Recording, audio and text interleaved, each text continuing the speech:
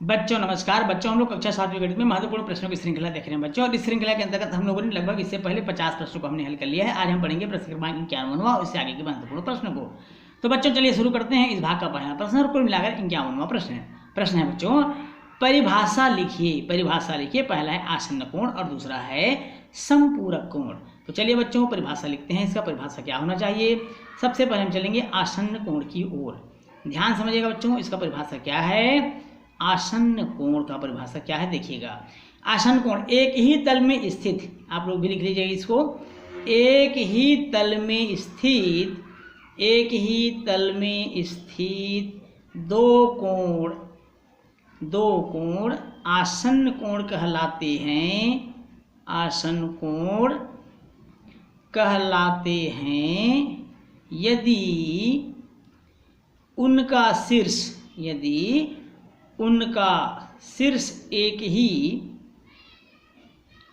एक ही हो तथा उनकी एक भुजा उभयनिष्ठ हो। क्या हो बच्चों? उभयनिष्ठ हो कहलाता है आसन्न कोण। एक बार और समझ लीजिए प्रश्न को और उसके उत्तर को। परिभाषा लिखना है आसन्न कोण और संपूरक कोण था। हमने आसन्न कोण की परिभाषा बताया आपको। एक ही तल में स्थित दो कोण आसन्न कोण कहलाते हैं यदि उनका शीर्ष एक ही हो तथा उनकी एक भुजा उभयनिष्ठ हो। जैसे बच्चों एक चित्र हम समझते हैं, इसको एक चित्र से समझने का प्रयास करते हैं। चलिए एक चित्र बताता हूँ आपको, आसन्न कोण को हम कैसे समझ सकेंगे। ये देखिए बच्चों, इस प्रकार से ये मान लीजिए ये एक कोण बना हुआ है, देख रहे होंगे आप। ये इस तरह से कोण बना हुआ है। हम इसका नामकरण कर देते हैं। इसका नाम ए दे देते हैं, बी, सी और ये डी हमने दे दिया। तो यहाँ पर कोण बी ए सी आप देख पा रहे हैं चित्र में, बी ए सी कोण बी ए सी और बी ए सी हमने लिया और दूसरा कोण है सी ए डी। पहला कोण बी ए सी और दूसरा है सी ए डी, कोण सी ए डी। ये आसन्न कोण कहलाएंगे बच्चों। क्या कहलाएंगे? आसन्न कोण। तो ये आसन्न कोण है। ये इस तरह से हम परिभाषा से स्पष्ट कर सकते हैं। चलिए दूसरा परिभाषा इसमें लिखा है समपूरक कोण, उसको देख लेते हैं। समपूरक कोण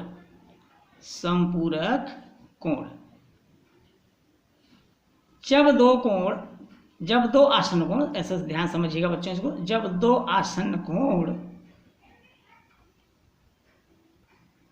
कोणों के मापों का सही कोणों के मापों का योग 180 अंश हो तो वे समपूरक कोण कहलाते हैं। क्या कहलाएंगे बच्चों?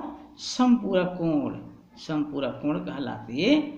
एक बार और समझ लीजिएगा, जब दो आसन्न कोणों के मापों का योग 180 अंश हो तो वे समपूरक कोण कहलाते हैं। जैसे मान लीजिए ये इस तरह से हमने एक चित्र बनाया, इस ध्यान से समझिएगा। इसका नाम हमने रख दिया ए, बी, सी और ये डी रख दिया। तो यहाँ पर कोण बी ए सी आप देख पा रहे हैं बच्चों, बी ए सी और दूसरा कोण क्या है? सी ए डी। वह कोण सी ए डी समपूरक है। क्या है? समपूरक है, अर्थात इन दोनों कोणों का योग 180 अंश होगा, 180 अंश के बराबर होगा।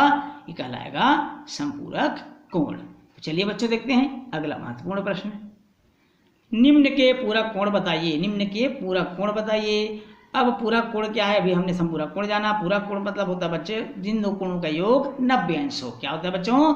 जिन दो कोणों का योग 90 अंश हो पूरक कोण कहलाते हैं। जैसे पहला दिया 40 अंश, अर्थात 90 में अगर हम 40 घटा दें तो उसका पूरक कोण हमको मिल जाएगा 50 अंश। ये आंसर हो गया। दूसरा दिया हुआ है 50 अंश, अर्थात 50 अंश का पूरक कोण हो जाएगा 40 अंश। कितना होगा बच्चों? 40 अंश। उसी प्रकार तीसरा दिया हुआ है 60 अंश। 60 अंश का पूरा कोण क्या हो जाएगा? 90 में 60 को घटा दीजिए तो हमको मिल जाएगा 30 अंश। कितना होगा? 30 अंश। ये इसका आंसर हो गया। चौथा इसमें दिया है बच्चों 75 अंश। कितना दिया है? 75 अंश। 90 में 75 घटा दीजिए 15 अंश। ये इसका पूरा कोण हो जाएगा। एक बार और समझ लेंगे, पूरा कोण का मतलब होता है जिन दो कोणों का योग 90 अंश हो पूरा कोण कहलाता है। या वे आसन्न कोण जिनकी माप या जिनके कोणों का योग 90 अंश हो वो कहलाते हैं पूरक कोण। जैसे कि 40 अंश और यहाँ पर 50 अंश। 40 अंश का पूरक कोण 50 अंश आया है। 40 और 50 जोड़िए बच्चों, हमको मिलेगा 90 अंश। अर्थात 40 अंश का पूरा कोण 50 अंश होता है, 50 अंश का पूरा कोण 40 अंश होगा, 60 अंश का पूरा कोण 30 अंश होगा और इसी प्रकार 75 अंश का पूरा कोण 15 अंश होगा। ये हमारा आंसर है। चलिए देखते हैं अगला प्रश्न है। निम्न के समपूरक कोण बताइए। जिस प्रकार हमने पूरक कोण देखा उससे समपूरक कोण की परिभाषा भी कुछ देर पहले आपको बताया गया बच्चों। तो चलिए देखते हैं समपूरक कोण। जिन दो कोणों का योग 180 अंश को समपूरक कोण कहलाते हैं। तो 110 अंश का समपूरक कोण क्या होगा? 110 अंश का समपूरक कोण हो जाएगा 180 में 110 को घटा दीजिए, हमको मिल जाएगा 70 अंश। कितना मिल जाएगा? 70 अंश, अर्थात 110 अंश का समपूरक कोण होगा 70 अंश। दूसरा दिया हुआ है 70 अंश, इसका हमको समपूरक मालूम करना है। हम कैसे मालूम करेंगे? जैसे कि हमने पूर्व के सवाल को बनाया, अर्थात 180 में 70 घटा दीजिए तो हमको प्राप्त हो जाएगा 110 अंश, जो 70 अंश का समपूरक होगा। इसी प्रकार तीसरा इसमें दिया हुआ है 45 अंश। तो 45 का समपूरक क्या होगा बच्चों?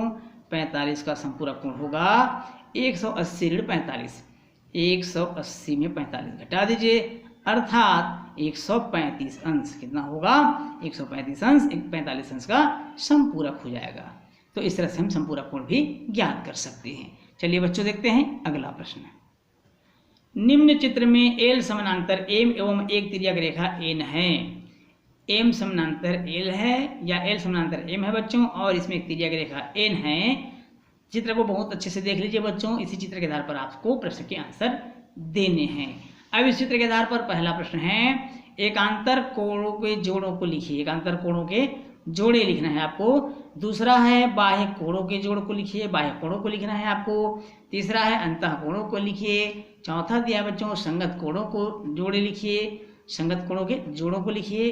पांचवा है अंतः कोणों के जोड़े लिखिए या युग्मों को लिखिए। और छठवां दिया है यदि कोण 5 बराबर 70 अंश है तो शेष कोण अर्थात कोण 1, कोण 2 से लेकर के कोण 7, 8 तक के मान को हमको ज्ञात करना है। तो चलिए देखते हैं पहला का आंसर क्या होना चाहिए। पहला है एकांतर कोणों के जोड़ों को लिखिए। तो चित्र को आपने अच्छे से देख लिया है, अवलोकन कर लिया है। उसी चित्र के आधार पर इसका आंसर होगा पहला कोण 1 और कोण 7। कोण 1 एवं कोण 7 ये एकांतर कोण के जोड़े हो जाएंगे। कोण 4 और कोण 6, कोण 4 एवं कोण 6 ये भी एकांतर कोण के जोड़े हैं बच्चों। चित्र को देख के आंसर लिख रहे हैं हम लोग। कोण 2 और कोण 6 नहीं, कोण 2 और कोण 6 ये 8 है बच्चों, सॉरी। कोण 4 एवं कोण 8, कोण 2 एवं कोण 6। इसी प्रकार कोण 3 एवं कोण 7, कोण 3 एवं कोण 7 ये सभी एकांतर कोणों के जोड़ हैं। ये उनकी जोड़ी हैं, पेयर हैं। दूसरा दिया हुआ है बाह्य कोणों को लिखिए। तो बाह्य कोण इसमें कौन कौन सा है? 1 है, 4 है, 6 है और 7 है। 1, 4, 6 एवं 7 ये सभी बाह्य कोण है। उसके बाद तीसरा दिया हुआ इसमें अंतः कोणों को लिखिए। अब अंतः कोण कौन कौन सा है? 2 है, 3 है, 5 है, 8 है।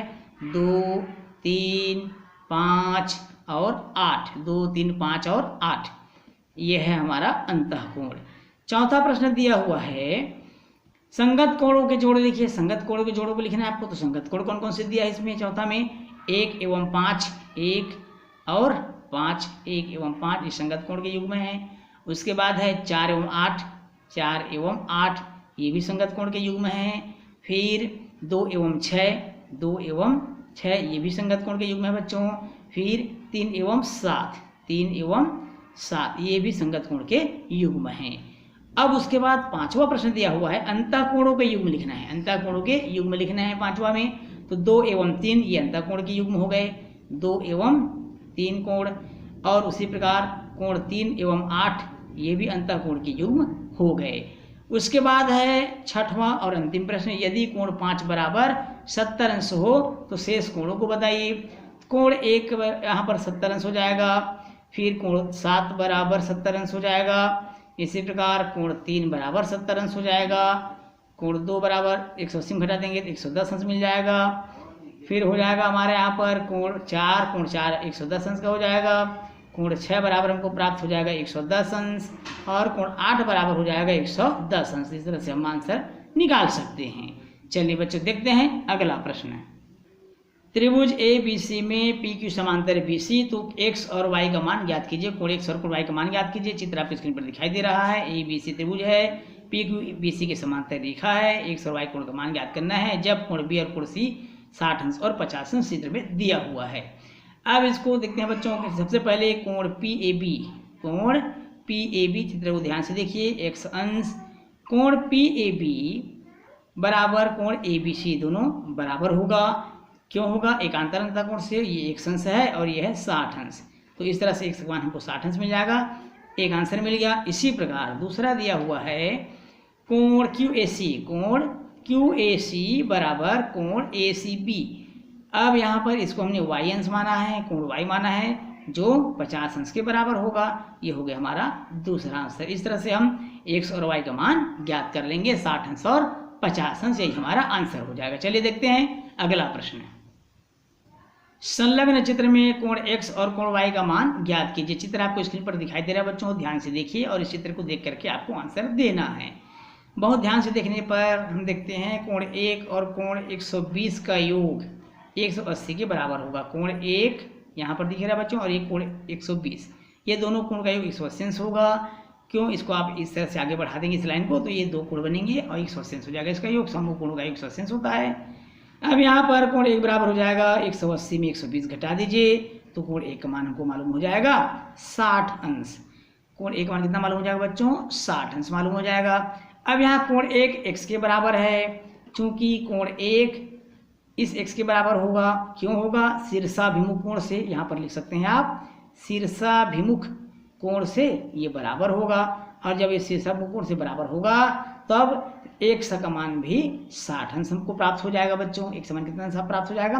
60 अंश। एक आंसर निकल गया। दूसरा हमको ये भी मालूम है कि कोण x और कोण y का मान 180 अंश होगा। क्यों? यहाँ पर रेखीय युग्म अभिगृहित से, तो कोण x धन कोण y बराबर 180 अंश। अभी अभी आपने x का मान ज्ञात किया है, 60 अंश मालूम किया है। कोण y बराबर 180 अंश, पक्षांतर कर देंगे यहाँ पर, तो कोण y बराबर हमको मिल जाएगा 180 × 60। 180 में 60 घटा दीजिए, हमको मिल जाएगा कोण y बराबर 120 अंश। कितना मिल जाएगा? 120 अंश। और ये हमारा क्या हो जाएगा? आंसर हो जाएगा। इस तरह से x का मान 60 अंश और y का मान 120 अंश हमको प्राप्त होता है। ये इस प्रश्न का आंसर होता है। बच्चों इस प्रश्न के साथ ही आज का क्लास हमारे यहीं समाप्त होता है। वीडियो अच्छा लगे तो वीडियो को लाइक और शेयर करिएगा, और यदि आप चैनल में हैं तो चैनल को सब्सक्राइब करना बिल्कुल नहीं भूलिएगा। बच्चों आपसे फिर मुलाकात होगी अगले क्लास में महत्वपूर्ण प्रश्नों के साथ। तब तक के लिए नमस्कार।